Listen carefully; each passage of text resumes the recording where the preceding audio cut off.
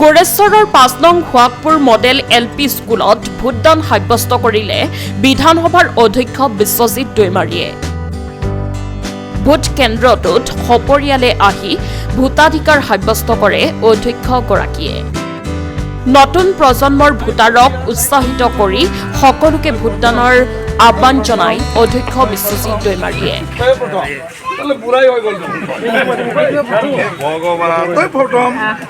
ভাল লাগিল যে আজি দেশৰ নতুন চৰকাৰৰ কাৰণে আমাৰ নিজৰ নিজৰ ঠাইৰ পৰা নিজৰ সাংসদক আমাৰ প্ৰতিনিধি হিচাপে আমি নিৰ্বাচিত কৰাৰ হকে ভোটদান কৰিছোঁ।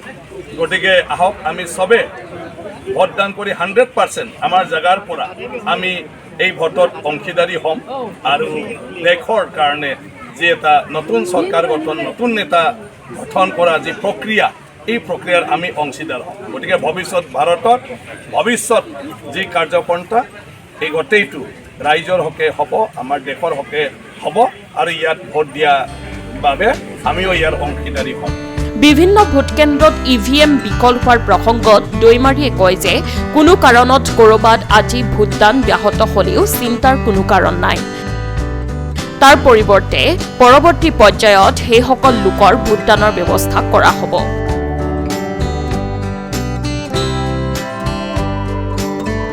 কিন্তু পুনৰ ভোট হ'ব মেচিন বা যিকোনো বস্তু তেনেকুৱা ধৰণৰ কেতিয়াবা হয়। গতিকে সেই কথাটো কোনেও নিশ্চিত কৰিব নোৱাৰে। গতিকে যদি আজি কিবা কাৰণত ভোটদান হোৱাৰ অসুবিধা আছে তেতিয়াহ'লে অহাকালি পৰহিও ভোটদান হ'ব পাৰে। গতিকে তাক লৈ কোনেও চিন্তিত হ'ব নালাগে, চবে নিজৰ ইচ্ছা অনুসাৰে ভোটদান কৰিলেই হ'ল। স্যাৰ বিজেপি কৈছিল যে এবাৰ বিৰোধীপূৰ্ণ নিৰ্বাচন হ'ব, কি কাৰণত বিৰোধীপূৰ্ণ নিৰ্বাচন বুলি ক'ব বিচাৰে?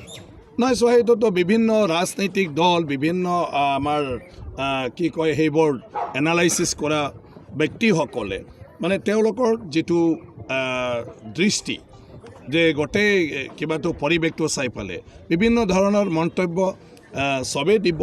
আৰু গতিকে আজি ছাপ'জ কোনোবাই যদি কৈছে যে বিৰোধী পক্ষ শূন্য, গতিকে এই ক্ষেত্ৰত তেওঁলোকে নিশ্চয় কিবা এটা চাই ফালে কৈছে। গতিকে নিজৰ নিজৰ কনফিডেণ্ট, গতিকে সেই কনফিডেণ্টটো লৈ ফালে চবে মানে কাম কৰিব। গতিকে বিৰোধী শূন্য না কি মই ভাবোঁ সেইটোতো আপোনালোকে বেছি ভালকৈ জানিব, কিন্তু ভোট দিয়াটো সকলোৰে নিজৰ অধিকাৰ। গতিকে আজিৰ পিছত যিমানে যি নকওক ভোটৰ বাক্সাটো কাৰ হকে ভোটদান কৰিলে ইয়াতো জমা হৈয়ে আছে। গতিকে 4 জুনত আমি গম পাই যাম। কি ক'ব, দুটাকৈ নৱগঠিত সমষ্টিত আপুনি প্ৰথম ভোট দিছে, কেনেকুৱা অনুভৱ?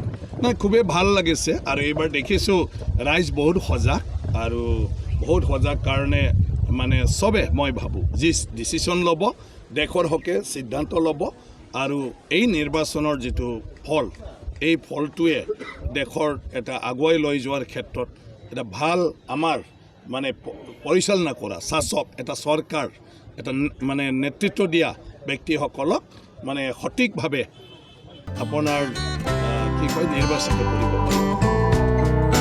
গোৰেশ্বৰৰ পৰা সত্যব্ৰত দাসৰ ৰিপৰ্ট, সংবাদ লহৰ।